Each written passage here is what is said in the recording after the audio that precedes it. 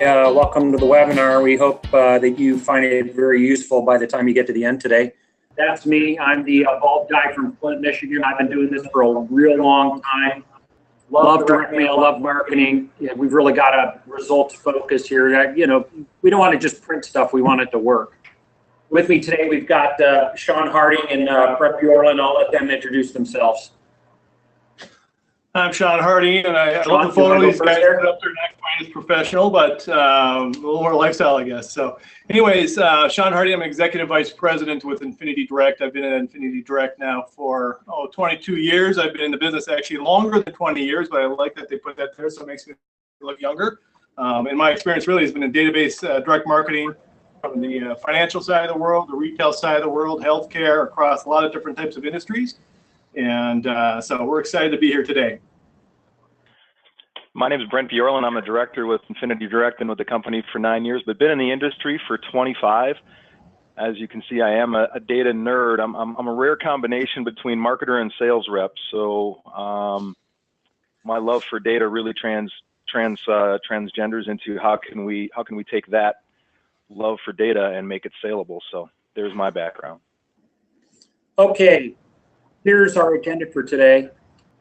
First of all, we're going to be talking about just, the whole value proposition behind retaining customers. It's really a key business success factor. Then kind of some one-on-one stuff. Where do you start? How do you get going on doing retention marketing? We're going to talk about data.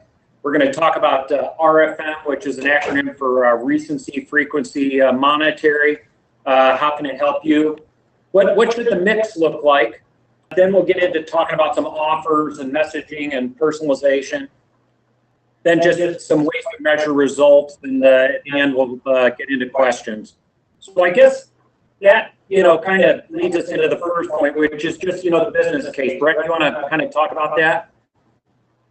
Sure. I mean, we all see retention versus acquisition as two different separate marketing campaigns and hits to the budget. But I think as we look at this and why is it vital to your business, all sorts of different stats have been compiled to let us know that, hey, it's important. 80% of future profits are going to come from existing customers.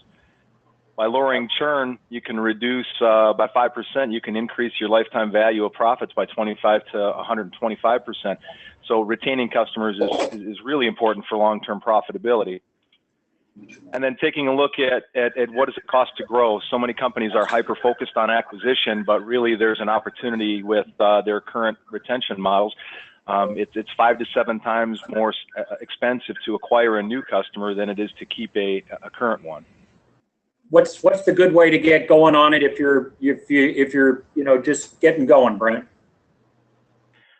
We always like to start with taking inventory of your customer data. Understand your data collection points. What do you have? Information is key to really laying the groundwork for a successful program moving forward. So collecting the basics of name, address, phone, email, date of birth, shipping address, and then tracking that with customer ID and household ID. Overlaying transactional POS information if you can with purchase dates, transaction totals, putting SKUs in there, online purchase, store location, payment type. How does that tie into your CRM system? How does it tie into your email platform? Can you put some business intelligence into this with online viewing history? And then how do you link them all together? Which really kind of takes us next into the processing for mapping it out, where once you analyze your customers, it allows you to develop some insights. So understanding, who are your customers, customer profiling, taking and doing some modeling and some category segmentation, putting that into developing insight. What is current and potential value? Lifetime value is a discipline that is not used as much as it nearly should be in different businesses. Understanding, hey, what is my database really worth? What is my customer lifetime value? How much should I put into marketing to move people through that customer life cycle? And then what are motivational drivers, predictive responses, and purchase frame? Then we roll that over into how do we segment and create tiers? How can we put customers in different buying categories based on how much they spend, how often they spend, and their total spend, versus what are some other lifestyle segmentations we can overlay into their personas, attributes like income and net worth and those types of things. Moving over into developing our strategy, putting together a communication grid that looks at targeting segments, different ways to target segments, creative approach. What is personalization? How should that fit into this? What is the timing? Obviously, the multi-channel plan is important. And then putting in, how do you want to do lead management? What is your metrics? Executing the program is obviously the end of all this road. Understanding here's where my fruition comes in. Let's test the program, see what conversion rates are. How is my incremental lift? What is my cost per inquiry type of thing? And then move back to the front side of this. So those are really kind of the roadmap on where we can get started with this. And it's just an easy way to look at, well, how do I need to put this all together to make it work? Hey, Brent, now I noticed some of those items on that chart you've got highlighted in red. So just, kind of wondered, what the significance was on that. Ones in red, I mean, this is, we've got an hour to spend with you today, so there's a lot that goes into this. So what we've done is picked out a specific kind of low-hanging fruit in each one of these different segments to talk about today. So in red, we kind of lay the groundworks of how this webinar is gonna flow once we get into it here. So profiling, getting to know your customers. A lot of you probably do this already, have some sort of a way to be able to tell and see what your customers look like, whether that's through survey, whether that's through third-party data appends. But profiling is a great way for you to be able to take a comprehensive view of your customers. It allows you to choose and select which features and selects are important if you do want to go down the road of doing third-party data appends to your customer list. It helps you build out buying profiles. It helps you determine where your best opportunities are to hunt and develop retention programs. So within these snapshot profiles, these are relatively inexpensive. These are $200 to $300 total cost to take a look at giving a segment of your population. In this case, we took a look at 100,000 customers. We were able to match 78% of those customers to unique characteristics. And it gave us a roadmap to see, what does this customer database look like? Home sale price $259 to $299 is our number one category. Children present 47%. That's important for looking at how do we segment. And then taking a look at net worth of $250 to $499. So this is a fairly affluent type of market that we're looking at. But it gives you an idea of a roadmap on how you can present to your customers in the future. How do you make that work? Here's a quick example of how it works. We do some work with Polaris. So we've got Rider A who owns an 800 switchback. He's 40, he's male. He's got a nice income of 75 to 100,000, but he spends it all. So he's looking for ways that he can probably put some things on terms with buying terms. Net worth of minus 25 to minus 50,000. Rider B, same product, same age, same gender, same income, but he's got a net worth of 250 to 499, so he's a saver. So how do we promote to them? Rider A, we're going to tell them, hey, for as little as 199, you can fit this into your budget with the low 2.99 APR. Rider 2, they're most likely concerned with what they can get for a bottom line, so we give them a $1,000 instant rebate to help them promote and come in and purchase a product. Okay, RFM, really cool topic. I guess maybe just some basics on that, and how can people really make it work for themselves. Yeah, so this is Sean. So with RFM, everyone should be doing this. If you're in the retail environment or if you're selling anything, even in nonprofits, you can be using RFM as kind of a starting point. When Brent was showing earlier that process flow, that map process that had RFM at the top, and then we had all the different lifetime value modeling underneath that. RFM is really your starting point. So this is kind of, I always call this the poor man's model, but it's actually very powerful. So for a lot of our clients, we'll work with them starting with, doing the profiles, looking at that, but then really moving into what does that recency, frequency, monetary value look like. So if you've got 25,000 customers, 5,000 customers, 10 million customers, this works across the board. RFM is really kind of fun. Once you start working with it, you start getting some really deep insights about what your customer base looks like and how they're spending and interacting with you. So analyzing, where we generally start is analyzing a 12-month, 18-month window to begin with, move that out to a 36-month transactional data window, and then sort from highest to lowest in each category. So really looking at the top spenders, number of transactions that are happening, as well as look at recency. Recency is a big sign that where you are in that relationship with that customer. You want to monitor that as it goes on, because without recency, if it moves up between 3 months to 6 months, you've got some attrition problems that are going to start happening down the pike. So yeah, so using RFM, recency, monetary value, and frequency analysis can provide accurate definitions of your customers. Who are those best customers that you want to make sure that you understand who they are? You can watch their migration. You can look at what their behaviors are, and obviously those become the ones that you really want to protect and have a retention strategy around more than anybody. The old 80-20 rule, and it's not an exact science, but that old 80-20 rule comes into play. And then looking at those most loyal, so you can understand how to message them, big spenders, the almost lost customers, and then lost cheap customers, where you may want to just say, you know what, we don't put much money there, we let them ride. That is an area for a lot of retailers and a lot of clients where they've got a lot of one-time buyers that are filling up about 45% of their funnel, and they're in and out, and they're trying to replace them with acquisition. We always say start with retention, look at RFM, manage that leaky bucket, and then start to figure out what your acquisition campaigns start to look like to replenish that as well. So we take a different approach to looking at RFM than a lot of people. If you've done RFM in the past, there are some models that can be built behind that. We actually used, when we started working with our retail clients, looked at it differently than a lot of people do. We put it into a crosstab format, and we can run this so many different ways. So the 3 principles to a RFM matrix: those who have purchased recently are most likely to respond, which is key. Big spenders are better responders than low spenders. And frequent buyers are more likely to buy than less frequent buyers.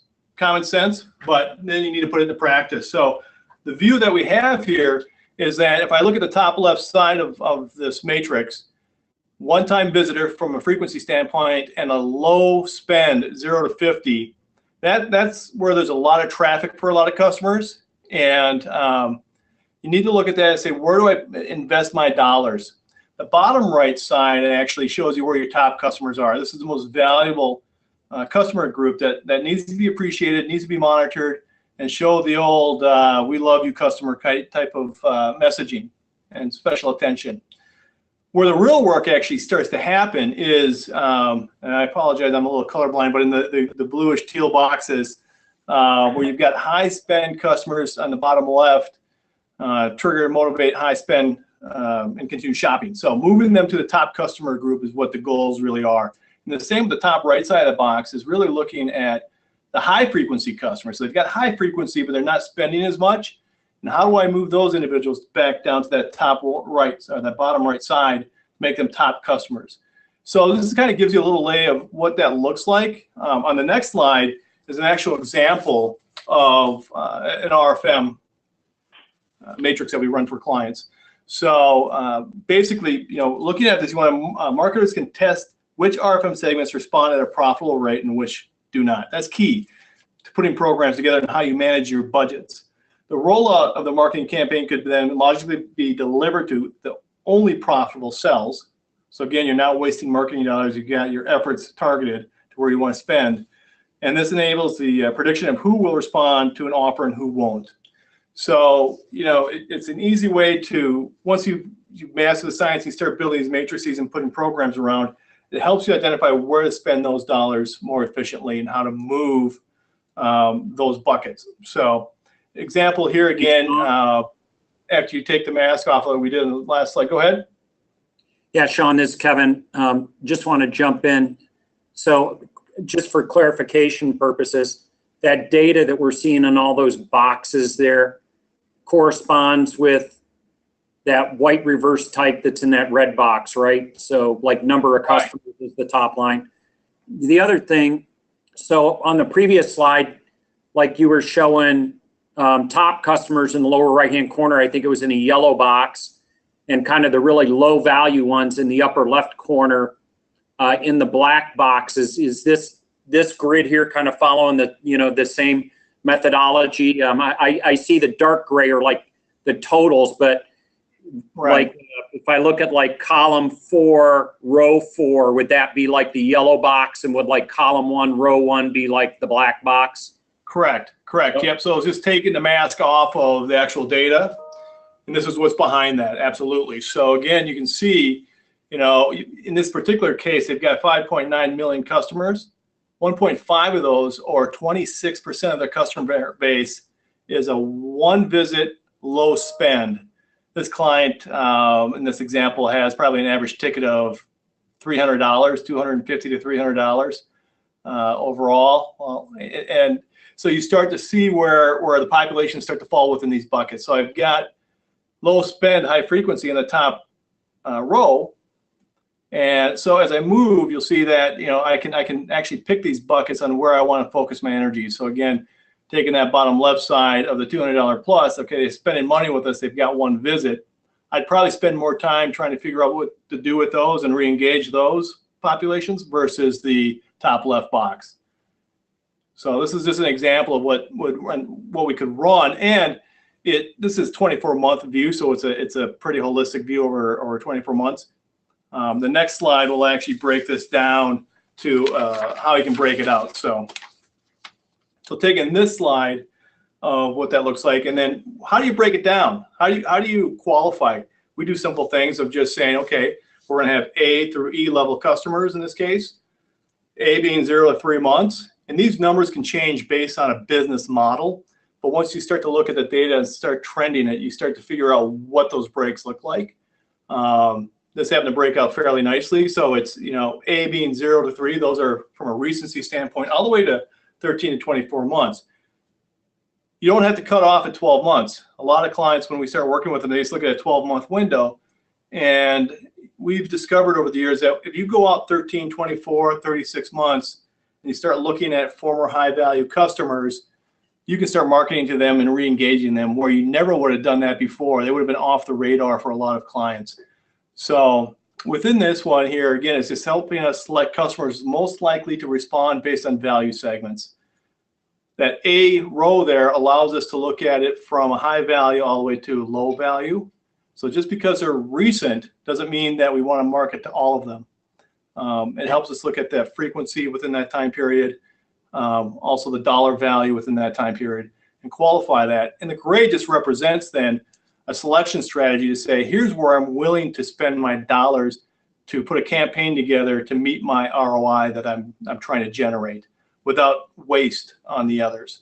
Not saying the white boxes are anything we wouldn't pay attention to, but those are ones that you start to test into to see if you can get activity with different offers, different messaging, and so forth. So, and really what putting together a grid like this allows you to do is put campaigns together for each one of these different grids, or a communication strategy to each one of these different grids, because it is important to talk to each one of your customers, but how you do it and how much you spend on the marketing can be determined by how they fit into this grid.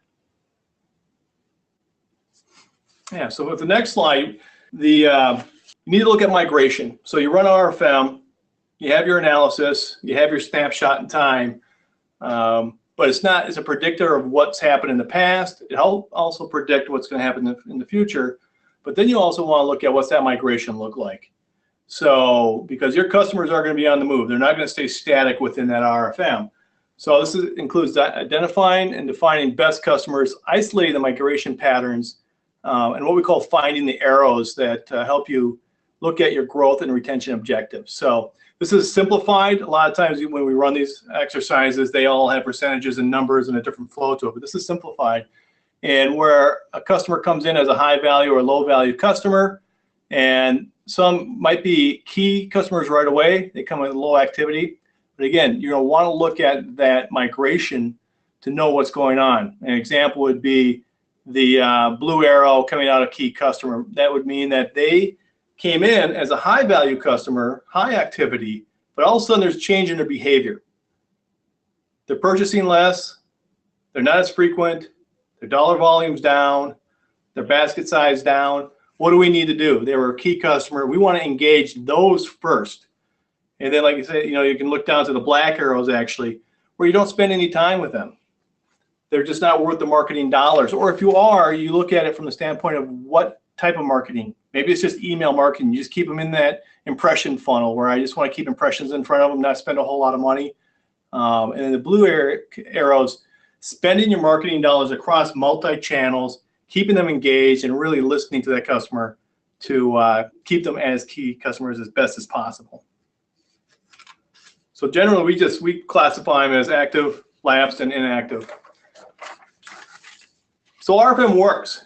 It's simple, it's easy to do, and if you manage to it, it's really easy. So an example here would be, retention of 70%, and retention rates are all over the board for different customers. They can be as low as 10, 17%, or as high as 80%. But an example where you've got 70% at $250 average spend, current customers are 200,000, you have an attrition of 60,000 each year, your revenue loss year on year is $15 million. That's a lot of money. If I can just increase that by 5%, which is an easy hurdle for clients, we see, increase in retention rates that are double, triple that with clients. If you can just do it by 5%, that's 10,000 less customers that have attrited from your store, as well as you're increasing that revenue by 2.5 million in the first year. Math works out really easy, and what I like about RFM is that it allows you to work through that math and figure out what your risk level is, what levers you got to pull to engage these customers, and you can really, from a response and modeling out the financials, figure out what that return on investment is going to be. So it removes a lot of risk from your marketing. The other thing it allows you to do too, and we've seen this with clients, is it helps sell it upstream. So if this is something where you need some help convincing some upper level management that they need to allocate dollars to something like this, showing them what their potential win back and what the gain is just makes it a lot easier to justify the spend. So next slide, we have an example. RFM does work. So Shop NBC, they are now the modern day eVine. NBC actually owned a part of this. They are a home shopping network. They had a goal to increase customers in their top category by 50%. After 1 year, the top customer base increased 89% from 27 to 51,000, 140% increase in top customer spend. For them, just moving that needle like that on that top customer group, not the entire population, ended up being a $122 million increase in revenue just for that group alone. Again, that's why that top group is really important when you start looking at this. And then you start to look at those mid-ranges. But over a 3-year period, they were able to move their overall retention rate from 17% to 32%. Now, keep in mind, this is an industry that competes with Amazon and all these other companies where it's a lot easier to go and buy and shop. So taking a retention rate and moving it from 17 to 32% is huge. And it takes work and effort to put a triggered communication program using RFM. And, we brought in lifetime value as well as next likely purchase models to help build this out. But it can be done. You just need to know how to engage. So the next slide, when not to use RFM. All right, so RFM is addicting when you start working with it. You have all this data, you have all these numbers in front of you, and you start classifying and drawing around these groups and putting your plans together. You tend to hyper-focus on your high-value customers, which you should, because that's where your money is coming from. When you look at it, you'll see that 70 to 80% of your business is coming from those top customers. We've seen numbers where there's, top 10, 5 to 10% of customers that drive a majority of revenue. So you need to keep that balance. But then what happens is you start to not focus on the low-hanging fruit that's out there in the 13 to 36 months or maybe lower value. And there's a lot of opportunity within that space is what we found with our clients. So that's really where you can progress as you get past the basics and you start to look, all right, now I've got this huge population that's not my best customers. How do I start engaging and where do I start to engage? So I don't have to market to all of those and I can narrow that down. So that's the core of RFM. It gets a lot deeper, but. I would echo this, Sean. I will tell you some of the highest performing campaigns we've seen also have been like lapsed customer reactivation or re-engagement campaigns. I would encourage people, don't write them off. They're easier to get to come back into the store than it is to get a prospect to come into the store. Absolutely. And we've actually seen, specifically in the retail space, we've built lots of different types of models as you start looking at this. And we've been surprised even over the years just to see how basic RFM by itself has actually outperformed models over the years. And not always, but I mean, it has the ability to outperform models. And so it really becomes a core basis of what you're doing. A lot of people like to advance past it and get into complex models, which is great, but I wouldn't walk away from RFM once you've started working with it. Okay. So this slide everybody's seeing right now, I think this is a big question, right? It's like, what should the mix look like? I'm sure it varies somewhat firm to firm, but I guess if you guys could address that, we'd appreciate it. What should the mix look like? Well, from a communication strategy, it really doesn't matter what industry. Outbound communications are really vital to building repeat business. A lot of different mediums, especially today. A lot of people talk about big data, how do you work with big data, all the different digital opportunities and social opportunities. Direct mail is still a great response king. It's the champion still yet at according to the DMA, 5.1% response rate from direct mail versus what you can see here in the 0.6 for email, paid search, lower yet for online and display. So every time somebody spends $167 in direct mail, there's over $2,000 in goods sold. New variable printing has really opened the door to be able to do some data segmentation and product segmentation to help drive that one-to-one message home even further when you can feed up a similar SKU to what their purchase history shows, and an offer tied to that SKU so that it makes sense for the business and the consumer to repurchase. And then the next piece that comes off the press is totally different. So it's amazing some of the technology that can help drive these data-driven direct mail pieces. And surprisingly enough, young people love direct mail. Everybody talks about millennials. How do you hit millennials? And they're the ones that are responding the highest in that age of 18 to 21 category, 12.4%. The theory there is they're so connected during their day with their phones and their digital and their social that they just want to disconnect, and they get home and they see something in their physical mailbox that they can hold and take. So that's one reason we feel that that's a good response. Combining direct mail with digital is a key component to all of this. There has to be a mix. Every dollar spent on email is generating $38 in ROI. So you combine the two and you've got a strong piece. Campaign personalized URLs, landing pages. The DMA is a big fan of landing pages, as are we in PrintComm. That campaign, it's a one true way to tie back your direct marketing to a campaign that's on digital. Not everybody changes their website. Not everybody changes their URL to tie with campaigns that are going out the door. And here's an opportunity with just a simple landing page, just a Pearl, to engage with customers. And by seeing somebody's name behind a backslash on a URL, really creates that mindset to I'm interested. I want to go see what's there. Marketing campaigns that use direct mail and one more digital give you a huge lift in response. To show you how this works, Dermanu was looking for a way that they can take their database of pretty simple contact information and enrich it. One way they wanted to do that was to incentivize customers to go back online, to give them their email address, their phone number, their birth date, and their favorite product selection. So sending out a direct mail piece, you can see, you can put that right in the URL. So dermanu.com Stacy sample. That's a grabber. That's an attention-grabbing headline right off the bat.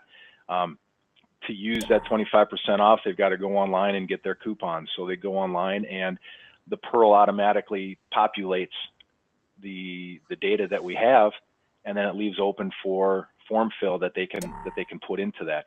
It's a great way to combine the two of those to enrich and enhance your database that you already have.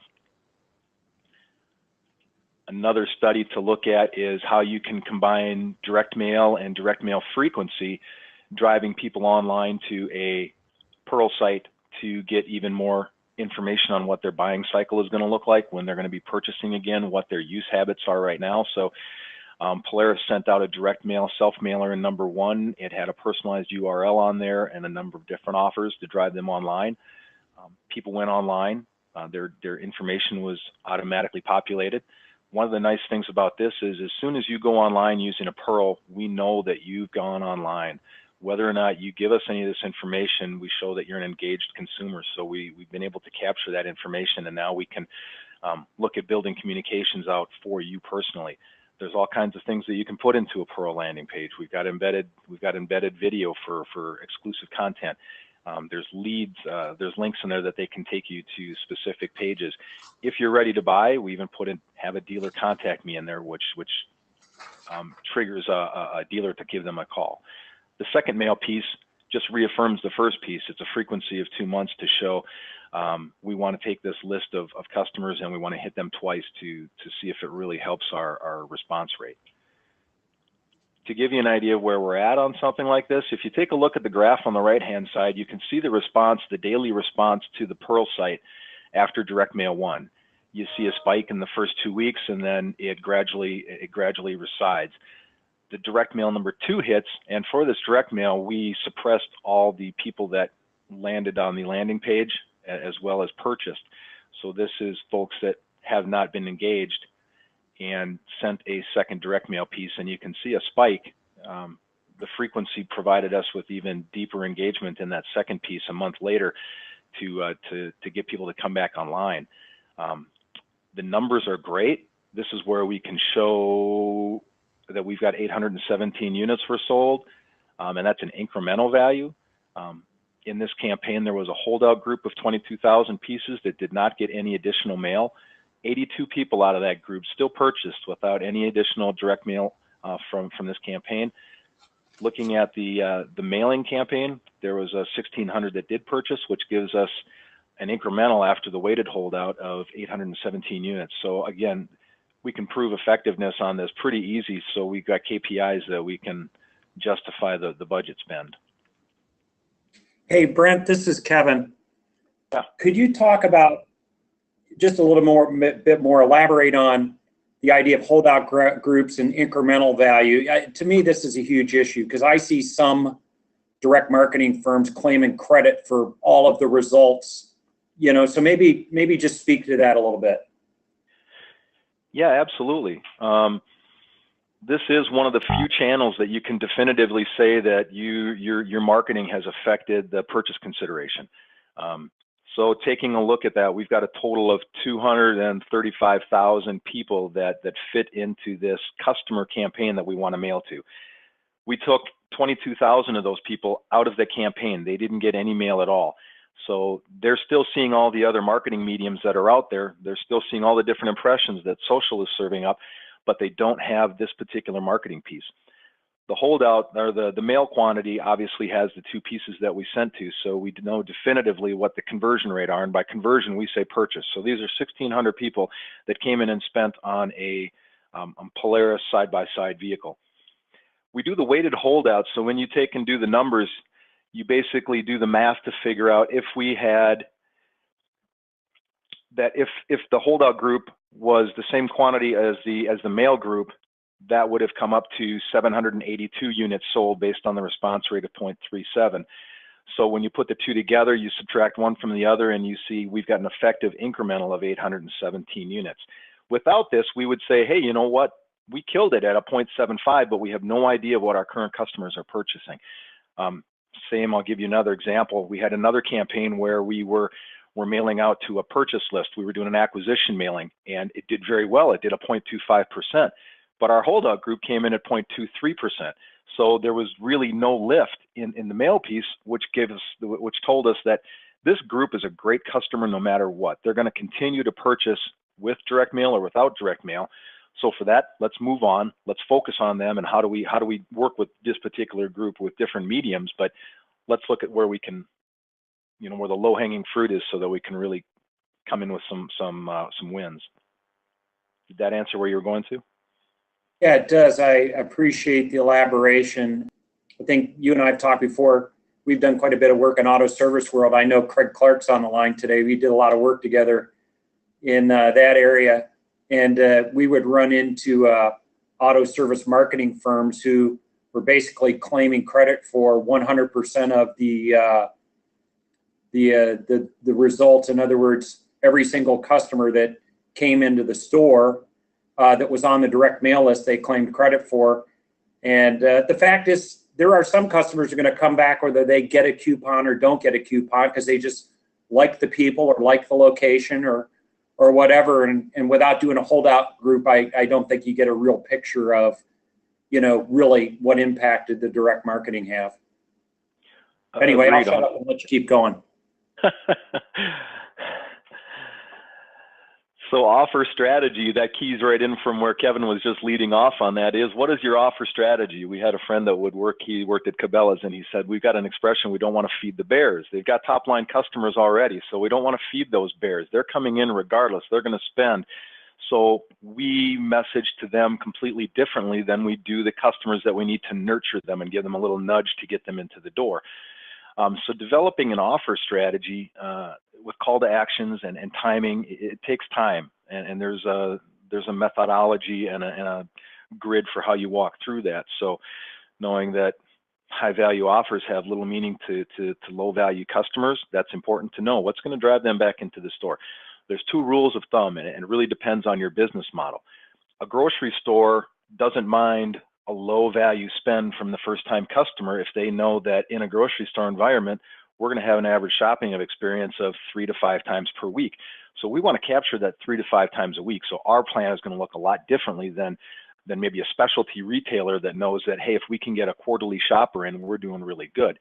Another area that is good to test is in certain environments, using $1 off a minimum purchase provides a higher lift and a higher ROI than a percentage off, and it also gives you control to your budget.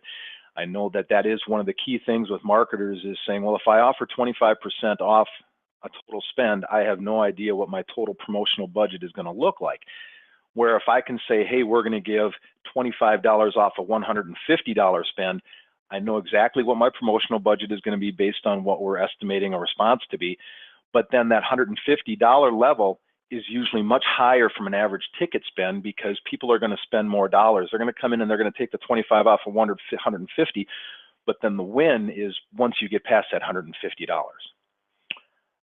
And dynamically populate offers. If you take a look to the grid on the right here with the 4 coupons on it, all of those are dynamically populated based on the last category of purchase that they made and next likely purchase that we want to move them to. So every piece that comes off the press is different based on what category of product this person had chosen. Hey, Brent, this is Sean. On that 4 grid one there with the $10 off and the 25, if you look at the minimum purchase, those are some odd numbers. If you look at them, generally it's like a 10 off 25 or 25 off a 75 or 100 type offer.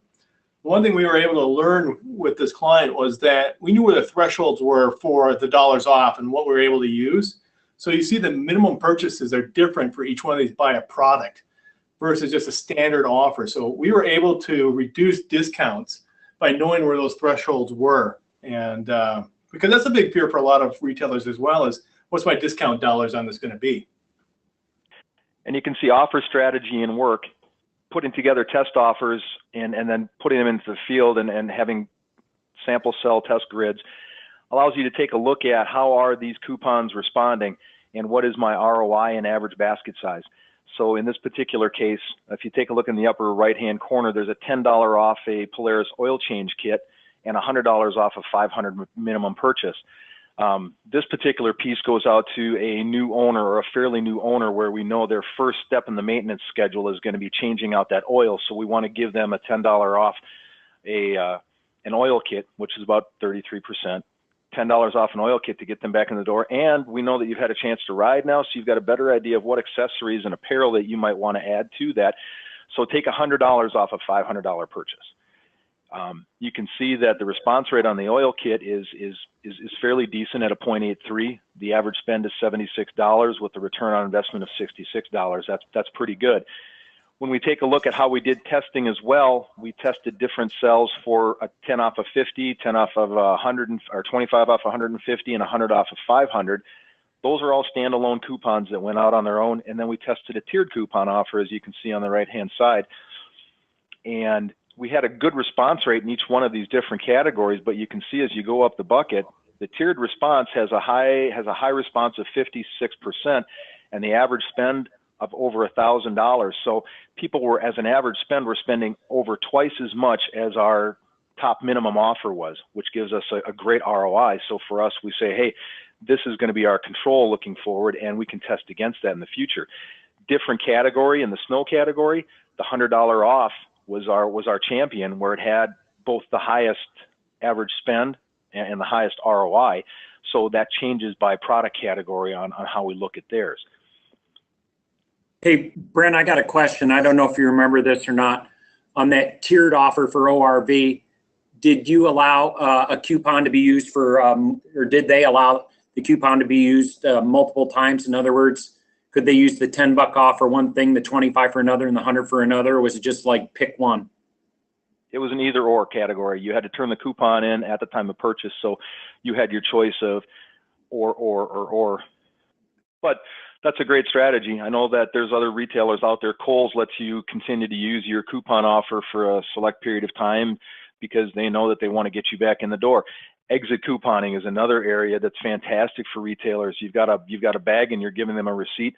This is a great time to give them another coupon to have them come back and shop, and have it be a dated coupon where, come back and shop before 7 days is up, and you get that consumer back in the store again within 7 days to use that deeper offer. So how does it all come together? In this particular case, it's really simple to put together an offer strategy and a test cell breakdown. It's just simply in Excel. You put out what your mailings are. Here we've got 5 different mailings in winter, spring, summer, fall, and for snow. We show the product line. We show how many mailers are going out, how many coupons are going to be on each piece, and then each cell breaks down what the offer is and how many the quantity that we're going to be mailing to is. As you can see, we did, for this particular one, we had a 3 mailing test that ended in July, which gave us time for us to develop a control group going out in September, October, so that we could have a good idea of what we wanted to test and then what we're going to test against the control again in the September, October range. And that followed through with all the other mailings down below. So it's not a sophisticated process. It's just a matter of splitting these different test cells out and then being able to have the tracking ability on the backside to measure how each different cell comes in. So we get down to some measure the results, and this is where, we really see the net worth of direct marketing is that, versus social, versus media impressions. This really this is where the road hits the rubber, basically, where you can say, hey, I know exactly how many mail pieces I sent out, emails I sent out. I can track back how many leads that I've got based on this. What's my campaign activity based on the leads? How many of those turns into sales? From there, we can, measure test. We can take a look at, how do different lists, how do different segments and how our different retention lists compete against each other, and what are some triggers and motivators that we can put in there to get them to respond at a higher rate. What are our offers, testing creative, testing formats, testing timing, testing frequency, all different areas of things that you can put into test cells and then be able to track. In this particular case, this is a Tableau tool that is online that you can use to keep track of all the different mail campaigns that you have outbound and leads generated and retained or customer purchases to show you what in a simple grid pattern, and looking at how's my response by store, by state, by region, by country, and then always have a no mail holdout group to show incremental value, so that you can say, hey, here's what our customers are going to purchase like anyway. If we know that 20% of our customers are going to repurchase, that's our baseline. We can say, okay, well, what do we need to do to boost that up? What do we need to do to get 5% extra out of our customer retention this year? If we can get our customers to purchase just one more time in a 6-month period, how's that going to affect our return on investment? It helps us do budgeting. It helps us move everything once we do the results. And with that, we get to the question section. We're right about 50 minutes, so if we've got questions that we want to answer. Yeah, we do have a few. Can you back up like 6 slides? Because there's one that came in specifically in reference to that. Carrie asked a question. One of the ones that deals with pearls. Yeah, either that one or the next one. The question was asked, phrase it as best I can. Are the audiences you're referring to, as far as this campaign went, were they conquest or were they slices of current customers? They were just kind of questioning, why data gathering would, need to happen if it was, current customers versus prospects. This slide was a data enrichment program. So we've got baseline data. So if you take a look, and that goes back to doing a kind of an audit, taking an inventory of what you have for data and looking for where my missing gaps are. Some of the missing gaps people have today, email is a huge missing gap for a lot of different campaigns. If you want to put together a birthday program, having date of birth in there is a huge gap. If your system can't track by SKU level, understanding what their product demographic or sample is, or are you a pet owner, or do you have children, or what might be some of the things that we can add to this. So what you're looking at right now, this was going out to a customer base. So we wanted to enhance it with the emails, and we're willing to give away 25% of remaining product. One does two things. We're getting rid of product that we have in inventory, but at the same time, we're enriching our database with email information, birth dates, and product if they decide to give that. So that was from a customer standpoint. This particular campaign was a mix of both. We had current customers in there that we were mailing to. We were trying to move them from, you've already purchased a Ranger product, we're coming out with a diesel Ranger, and these customers are all in the farm category. So this was basically hyper targeted at farmers that had over 100 acres. So with this, we had a combination of our own list that we knew were previous purchasers, that we overlaid farm information on top of, and then we took and we did that same mailing going out to current customers, because we wanted to find out what kind of product do you have on the farm. You've got the Polaris product already, but what other do you have? Do you have John Deere, Kawasaki, Kubota? Do you have diesel available on your farm? If you've got diesel, if you don't have diesel, then you're not a good candidate for a new diesel product that comes out. So it really is an opportunity for you to do both. And a Pearl does one of two things. It gives you the opportunity to collect more data and ask some specific questions, and you give somebody an offer in return. It's a great way to highlight current product, or just tie into the campaign that you're doing. A Pearl doesn't necessarily have to have a survey to it. It can simply be a specific campaign site that ties into the direct mail and email that you're doing. But it turns into data collection, because every time somebody hits the Pearl, regardless if you put somebody's name in a backslash or you use a specific code, you know exactly who's hitting that website. So engagers right off the bat. Yeah, that's one of the things I love about Pearls. You can present variable web content. You can trigger further communications. You can, rack up the visits as part of your lead scoring model. You can enrich data. There's a lot of good reasons. So Carrie, I hope we answered that question. If we didn't, or we need some clarification, just drop something in the question box or the chat window, either or, and she says thank you. Okay, there are a couple other questions actually were presented before we even got on the air today. And I don't remember who asked this one, but they were just asking, how does the B2B perspective, if you're trying to retain clients who are businesses and companies versus, individual consumers, how might the approaches, vary, or how might they be the same? Well, the approach is really similar as to how you take a look at, again, doing that data audit, doing that inventory of data. What do you have in a lot of business situations? You've got good transactional data, and you've also got a strong CRM database, because you've got customers or you've got salespeople that are calling on specific regions or specific customers. So being able to put the two of those together are really important. And we understand how quickly contacts change. So maintaining a strong database environment for B2B sellers is really important. And that's where you can use the Pearl again to reaffirm contacts that are there. If you know that you've got maybe somebody that's inactive, what's the reason a good customer goes inactive? Well, management change, company contact change, those types of things. So building out that particular program to maintain a strong database really helps. But segmentation is similar. What product SKUs are they purchasing? What's their recency and frequency of product purchase, and how much money are they spending? So really, again, focusing your dollars on where's that low hanging fruit? Where can you really focus on marketing to that best customer category to keep them coming back and coming back. And it also changes the messaging a little bit. The contact that's working with you in a B2B standpoint isn't necessarily looking for the lowest price. They're looking for how you can help them in their current position and career look good to their bosses and fulfill what they need to get done. So the messaging may change to add, content expertise, to look at different ways that you can enhance the marketing to show tips or show them different products that, hey, you use this product SKU. Did you realize there's this product, and this product that go along with that you can easily use to that. So it's similar.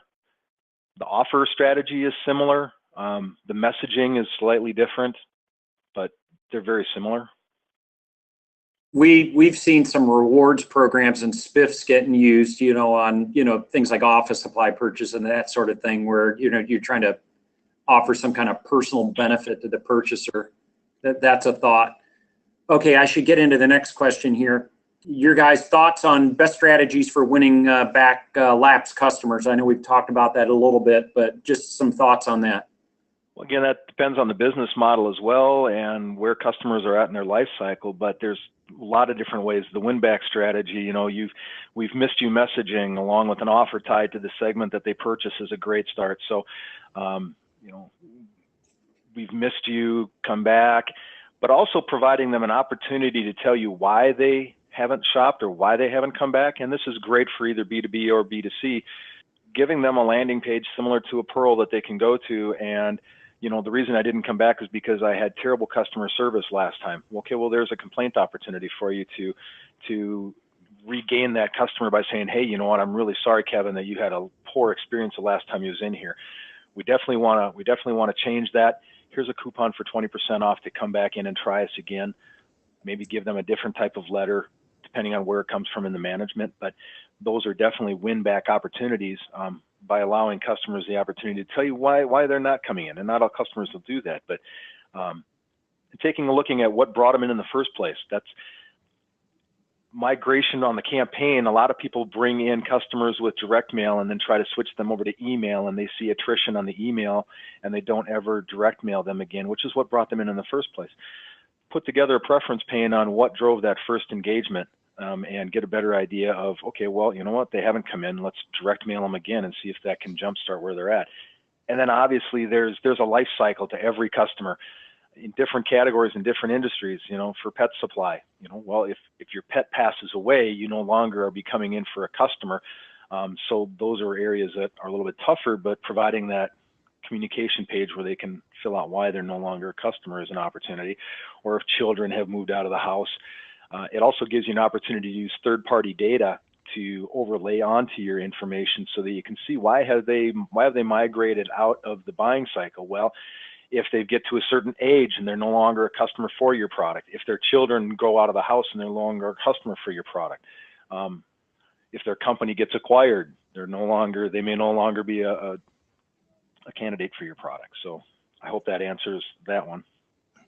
Yeah, great answer. You raised something that it's got me pondering a little bit. I know there is certainly a big effort in marketing land out there to try to migrate people towards email because of the low outbound cost.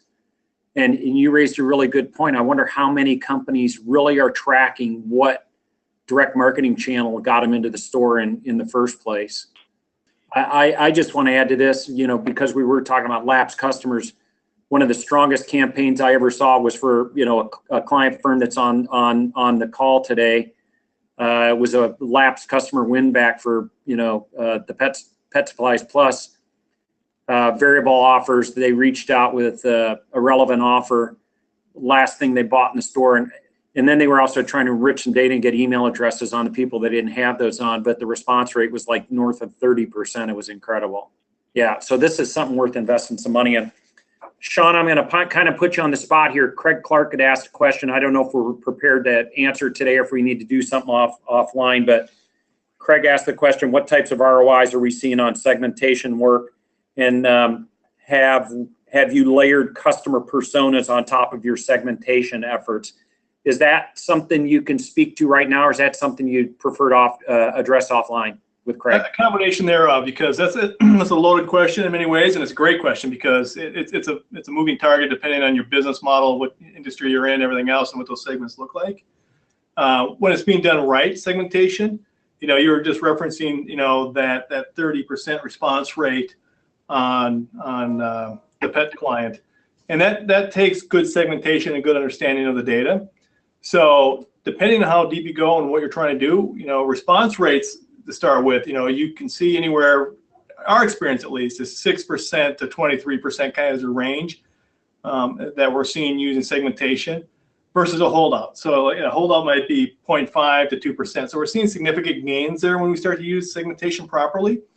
You could be talking from a standpoint of 75% to 180% increase in ROI at the end of the day from a revenue standpoint. Again, that just all depends on what the average basket size is and the dollars that are involved in there, from gross margin to the cost of the campaign, all figured in to get down to those numbers. So I have people that are modelers and analysts that are way smarter at this than I am. So we could pull that offline and have a better conversation on that. When it comes to personas, we're starting to engage customers there. I was actually having a conversation with one of the analysts earlier, and I don't have any definitive answers in the sense of results yet. But yes, personas are becoming very prevalent with customers, and using that within the segmentation strategy is becoming more and more prevalent right now. So, things that we're kind of looking at from a persona development standpoint, and bringing multi-channel into this as well, but really understanding what a persona looks like, who the key personas are. So core motivation, current behavior are things that you're looking at, desired behavior, and then what's the short-term treatment for that persona, as well as long-term treatment and messaging. Those are kind of things that we're breaking down, and then really looking at within that from the standpoint of all the transactional data that we have, all the behavioral data that we have when we create these personas, is how do we map out the offers? Because what starts to happen is that your messaging becomes a lot more complex in managing that from a campaign standpoint, as well as your offers become dynamic, because now I'm starting to look at other behaviors I haven't looked at beyond just transaction level data, and it's giving me more tools to create that messaging from a motivational and understanding of that persona. So we have several clients that we're engaged with right now going down that avenue, and I actually have some people that can really shed some light on that who've done some things with in that space. So that would be a great conversation if someone was interested to engage offline. First of all, we want to thank you for coming today. If you've got any further questions for the Infinity folks or us, there's our contact info, PrintComm, info@printcomm.com. Get a hold of us. Just to kind of explain, what both firms should do here. Infinity's full service direct marketing agency out of Plymouth, Minnesota, in the Twin Cities. They get involved in strategy, data, analytics, creative, digital content creation, direct mail, production, all of that. Here at PrintComm, our expertise really is in execution. We are really good at taking all these databases that people create and engineering variable data documents and also variable landing pages to create very personalized, relevant direct mail. If you want to talk further, please send us an email, and we'll be happy to get you in touch with Brent or Sean or your rep or myself, whoever's relevant. Thanks for coming today. We will be sending out a copy of the recording to everybody. Take care. Thanks for coming.